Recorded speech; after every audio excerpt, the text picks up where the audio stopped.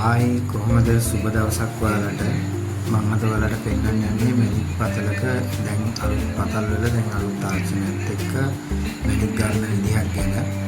දැන් මේක තමයි තට්ටු පතල් කපන්නේ දැන් ඉස්සර වගේ මේ විදිහට තමයි කරන්නේ.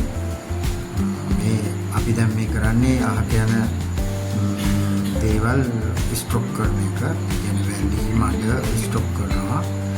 අර ඈතින් පේන ඉන්න කඳු ඒ වගේ තමයි තියෙන්නේ. ඒවා හොදලා එන්නේ මේ වගේ තැන් වලට ඔය මැණික් රැඳෙන්නේ ඔය තැන.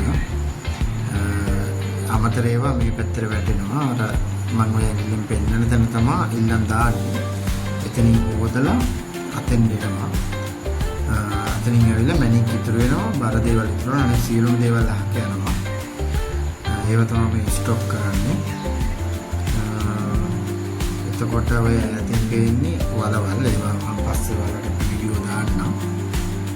ඔය ඇතින් පේන්නේ වලවල්. ඒ වලවල් වලින් ගෙනල්ලා මේවට ස්ටොක් කරනවා. ඊළඟට ඔය ඊළඟ ස්ටොක් කරන තැන් වලට කියන්නේ කමත කියලා පතල් භාෂාවෙන්.